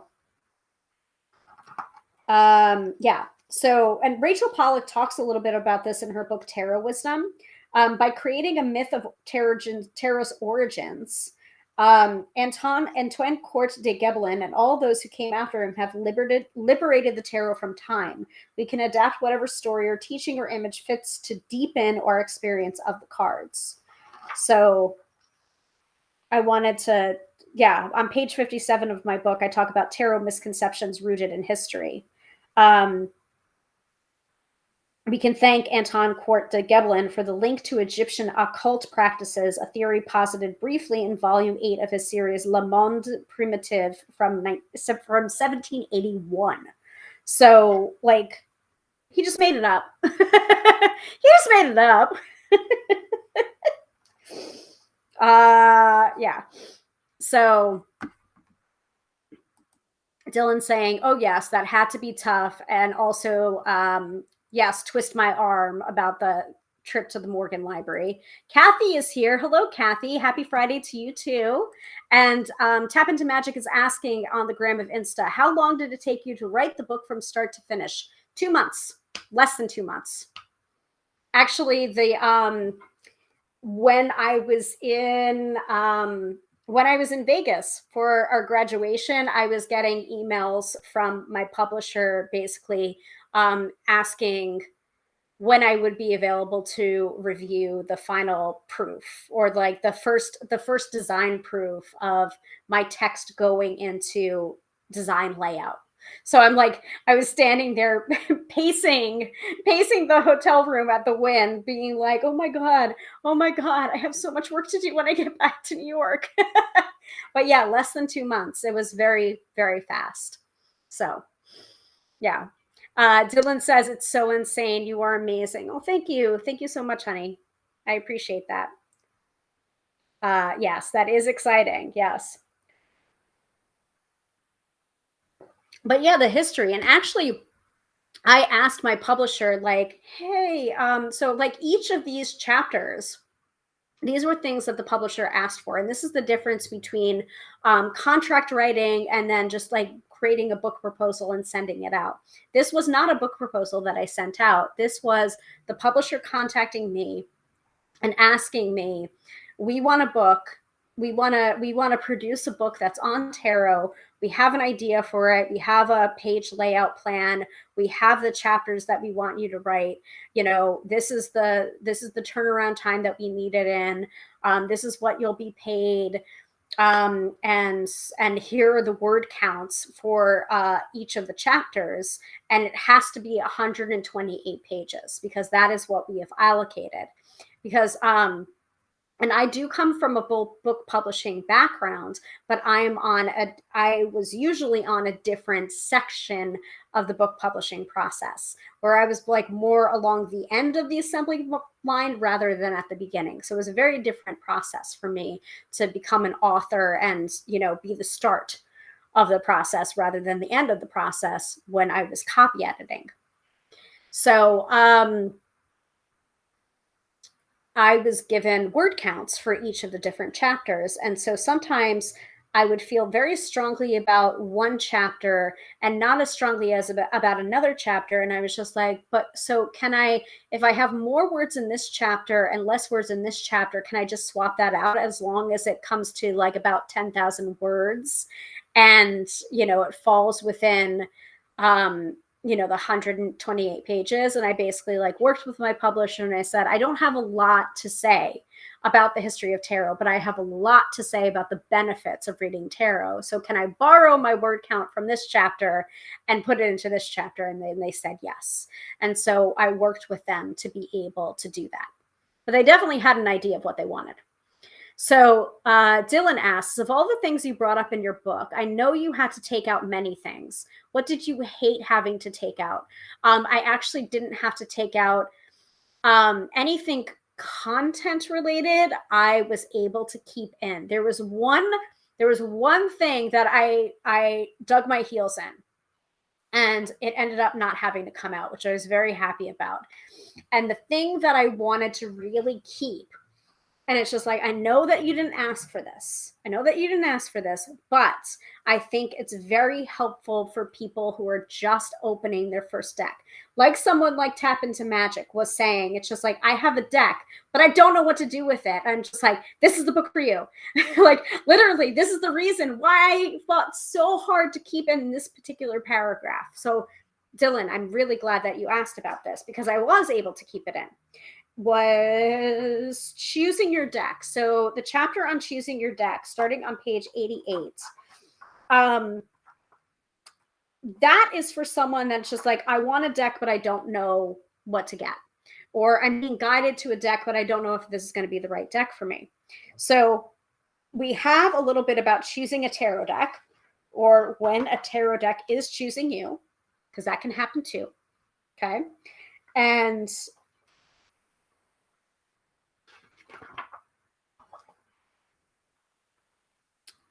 I have in this chapter breaking in a new tarot deck.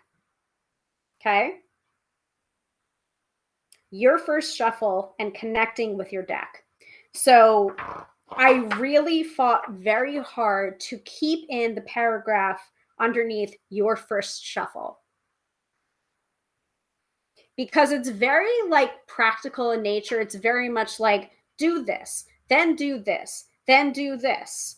And like the questions that I get sometimes are not like about the esoteric or what are you seeing or what are you feeling. It's more about like, if I shuffle overhand, am I doing it right?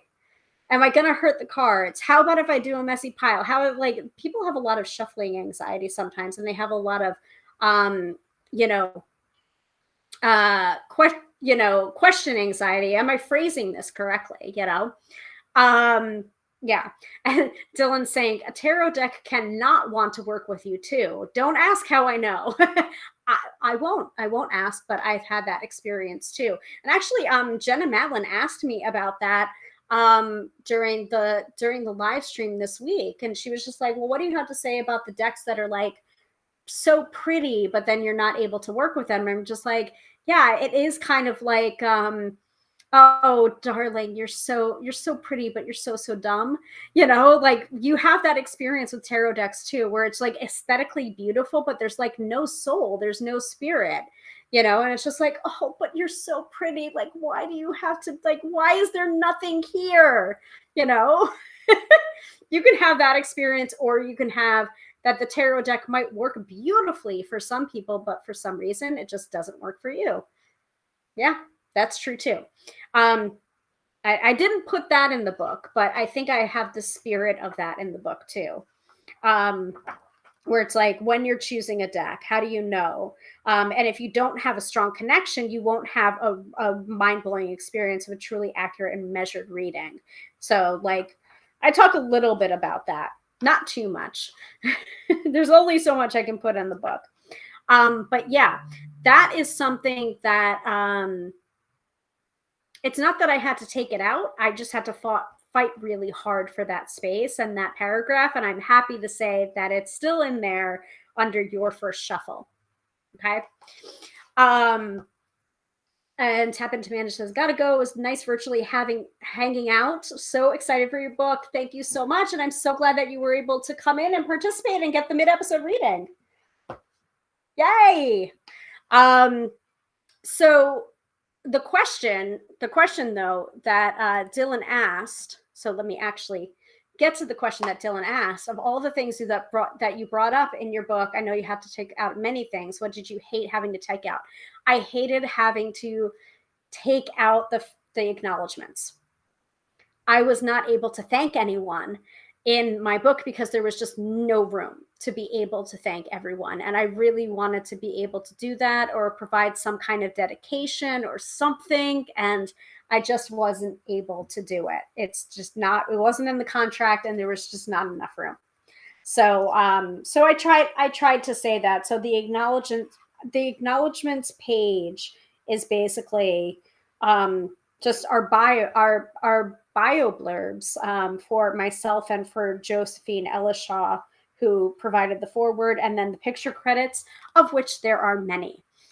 So that is like my one little regret, that I wasn't able to say thank you to so many people that, you know, brought me here and, you know, not gave me the book deal, but like recommended Flame Tree Publishing to come knocking on my door and asking. So I tried to alleviate that in the resources section on pages 124 to 125 with books to purchase or websites to go to. So, but yeah, I think I was able to get a lot of stuff in there content wise. And then, you know, like, because it really is like, the question that got asked was like, would this be a good book for a tarot beginner? And the answer is yes, because yes, it is made for a tarot beginner. And there's a lot of tarot 101 on the market. You need, like, there's so many beginner books, and that's, I feel like that's sometimes too many, but at the same time, like, I don't think everyone resonates with everyone's style of teaching tarot. So we kind of have to have a lot of tarot beginner books out there so that each beginner can really find that person to, you know, guide them in the tarot, at least virtually or through that book. And there's not a lot of books for, you know, tarot intermediate studies or tarot master studies. I would say that Jenna's book, Will You Give Me a Reading, is more geared towards intermediate rather than tarot beginner, but she does have a quick start guide at the beginning of the book, which is just like, hey, if you need to give a reading, like in the next 10 minutes, here's the main things that you need to know. Which I loved. I loved that. And I was just like, when she was on this live stream, I asked her, well, what would you say to the people that are just purchasing your book for the quick start guide at the beginning? Like, what would you say to them to get them to read further? And she was just like, I don't really care if they read further because, you know, like, the book's sold, but, you know, there's much more. There's much more. You can go as deep as you want to go with tarot. So, yes, exactly. Zuri said, I think Zuri was around for that live stream. It's the pretty boyfriend with nothing going on upstairs. I think that was your basically a variation on what you said then. Yes, exactly. Shh, don't speak, sweetie. Just look good on my arm. Well, I could have said something a little bit more vulgar. Dylan says, oh, that's sad. I know how you feel. Yeah, I mean, it is what it is. So that's like my one regret. But I also know that this book is my first tarot book, and I really don't think it's going to be my last. So plenty of time to give those acknowledgments, and give those acknowledgments in other ways too, like on this live stream, like on my podcast.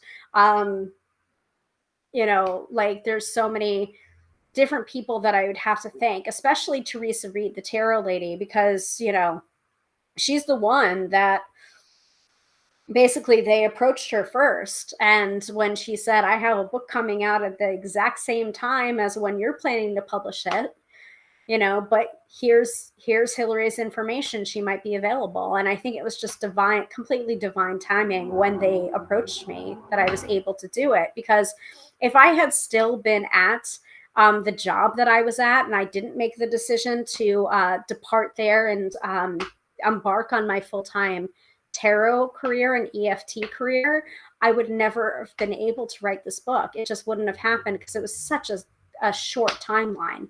So it was really divine timing, and I acknowledge that. So yeah, it's not going to be, don't worry, Dylan, it's not going to be my last. It's not going to be my last. And I know there are many people that are asking me to do tarot and tapping, tarot and magic, tarot and tapping, both, neither, either.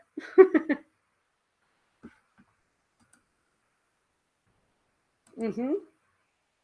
I know exactly what you were thinking. I know exactly what you were thinking, Zuri. I was thinking the same. It's just like, forget about on my arm, somewhere else.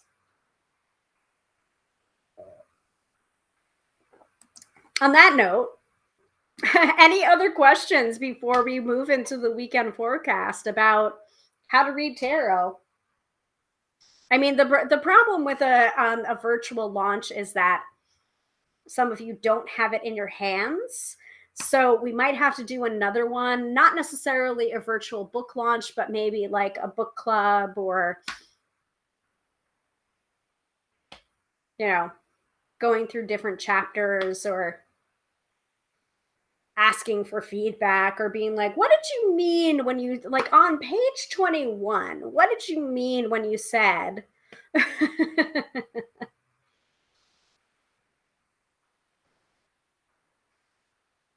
Yes, it was amazing, and it was meant to be. Absolutely. Absolutely. The only thing that I didn't prepare for was the fact that I had my tapping graduation in Vegas around I think it was the weekend, the deadline that it was due. And so I was just like, all right, I have to do everything a week earlier than I thought, because suddenly I'm flying out to Vegas to do my tapping graduation in person.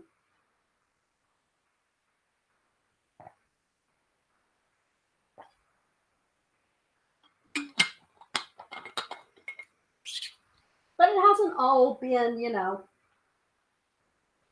roses and unicorn farts or anything. Like, being in business for yourself can be really tough. It can. And sometimes you wake up in the morning and you're just like, oh my God, what the hell did I do? What the hell did I do?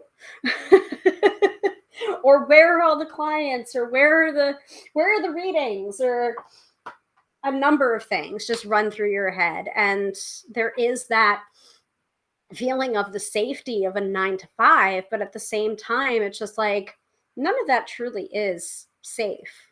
And I've had to do that, and I've had to work with different tapping clients or tarot clients and been like, hey, like, this is not necessarily safe either. It's the illusion of safety rather than true safety. And the only true safety can be from what we create for ourselves in our bodies.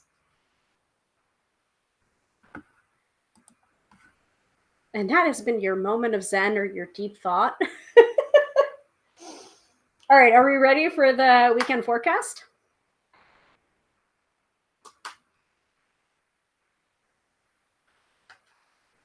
I'm also very excited to show you guys my my end card for the Tube of You, which also comes up automatically for the Book of Face. But you know, it's just easier for me to add this on during the live, and then all I have to do is put on the end card information over it. Very excited to show you guys that. Oh, and why the hell did I not use it? I did not use this feature. So let me give you the information. There you go.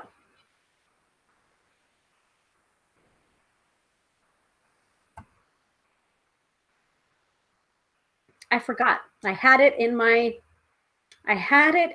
my staging, and I just did not put it in. Did not display it. But there's the Amazon link. The Amazon link for purchasing of my book or pre-ordering my book, which will be out on Tuesday, November 22nd. So it's this coming Tuesday in the United States. That's the link. But for those of you who are in the UK, it came out earlier than that. Not to mention, okay, so this is something that I just found out today. So I was looking on the different sites. So the different countries will have their own Amazon site. And I've just been looking at the one that's in the United States because it's easier. But the one in the UK, and the reason why I'm saying this is because it is a UK publisher. Flame Tree Publishing is based in London. And so if you live in the UK, it came out earlier. This is nuts. And this is something that I didn't know until today when I looked at my stats for the UK Amazon site. The publication date for my book in the UK was my father's birthday. I'm just going to let that sit there. And that's weird. That's weird. I don't think there was any like how like I don't even know what the significance would be to them, but it's truly very significant for me. Like what? And I didn't even tell Mr. Tarot by Hillary this. I didn't even get the opportunity to tell him because I just found this out before I started live streaming tonight. Like that kind of stuff. That is what happens when you use a divination tool like the tarot, like the I Ching, like the runes, like the Lenormand. You access your intuition, and then it's almost like a veil is pulled away from your eyes, and you start to see the world behind the world. It's very matrixy, I know, but you start to see these things that are just not they're not coincidences. There's like no freaking reason why October 3rd, that was the date, would be significant in the publishing world. I don't think. I'm like trying to like, is that a Tuesday? Is that a Wednesday? A Saturday? Like I don't know what it was, but it's just like you can't make that stuff up. You just can't. Exactly. You can't make that stuff up. It's nuts. It's really nuts.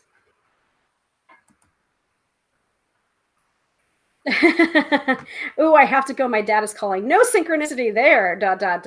Well, we're wrapping up, so you might miss the weekend forecast, but you can always tune back in or watch the replay. So, Dylan, I'm so glad that you were able to make it. All right, let's do the weekend forecast. Because, and by the way, I want to just add in one more thing about that. So you may not have that experience for yourself and me telling you that synchronicity, because it's not your synchronicity. It's not your information, but you can definitely acknowledge it when that happens to you, where it's just like, that is not a coincidence. You can feel it in your body.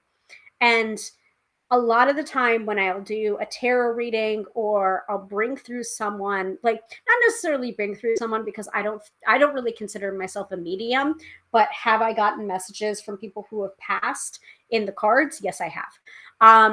And I always acknowledge, like, I am not a medium, but let's try. Let's, if people ask me about that. But you can never replicate that feeling of that person is there, or that person is watching, or that this synchronicity is meaningful.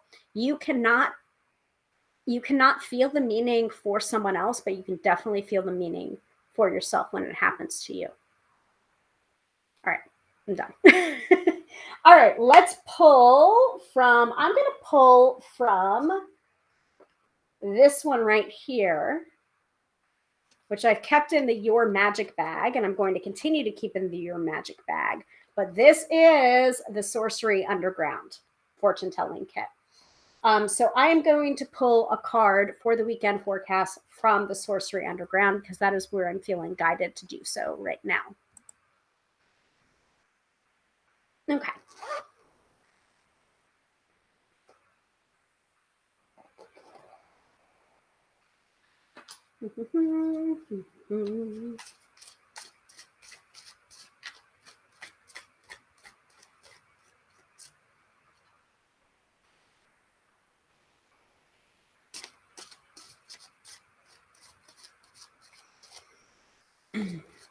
So what do we most need to know for the weekend?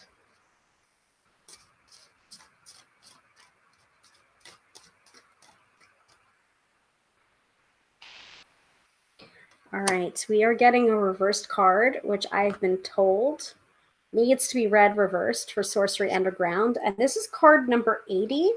So I'm going to look this up before I show you what it is. Oh, wow, it's the last card. It's the last card of the Sorcery Underground. The King of Spades, a Citadel. And this is reversed. So reversed is a stern, materialistic, harsh person. There could be bullying or intimidation going on.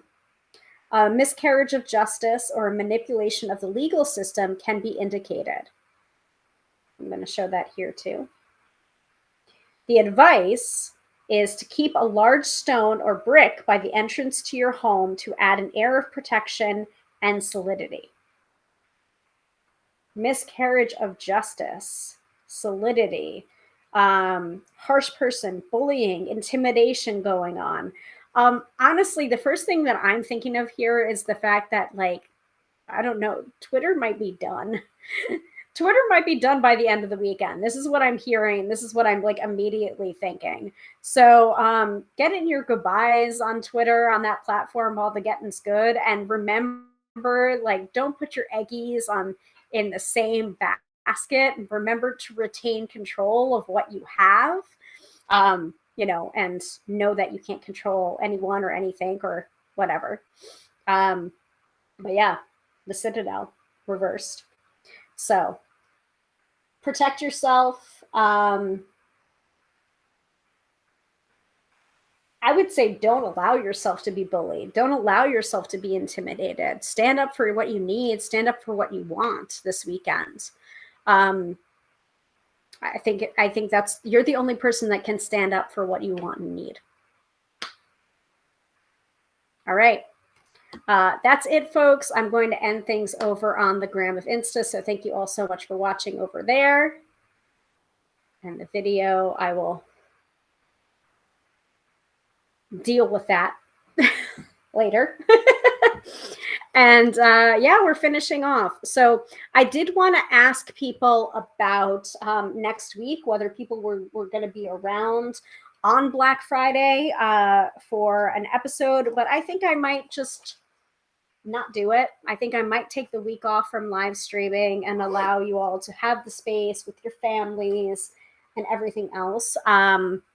But, if you feel strongly about me doing a live stream, by all means. If you feel strongly about me being like, nope, take the week, I'm going to be with my family, whatever, that's fine too. So, but most of the time, we do this every Friday night at 6:30 p.m. Eastern Standard Time. That's when we do it on the Tube of You and the Book of Face, sometimes on the Gram of Insta, depending. Yeah, but we might not do it next week. So just to let you know. Okay, let me take off my overlay and remind you where you can find me. So once again, I am Hillary of tarotbyhillary.com, professional tarot reader and EFT practitioner. You can find both of those on my website. Demystifying the mystical and putting you in touch with the most beautiful of gifts, your own intuition. Because yes, my friends, do not argue with me. You have intuition and you can connect to your intuition at any time at all. But if you need a tool to do so, that is completely and utterly fine. A lot of us do, and it is not a crutch. It's a tool. And if you're interested in connecting with that tool, then you may want to pick up my first tarot book, How to Read Tarot, Profiles, Guided Exercises, and Reference Charts from Flame Tree Publishing, author Hilary Perry Haggerty. That is me. And that is out on this Tuesday, 11/22. So pick up a copy for yourself, okay? All right, I may see you next week. I might take the week off, but I definitely will see you the week after for sure, for sure. But until then, you can find all of my stuff on my website, tarotbyhillary.com, or book a reading with me, or book an EFT session with me. Because if you like this live stream, you'll probably like what I have to say to you, or you'll probably enjoy working with me as a tarot reader or an EFT practitioner. Have a wonderful, wonderful week. Have a very happy Thanksgiving and gratitude if you are celebrating as such in the States. And there's always something to be grateful for. And yeah, take care of yourselves too. Bye.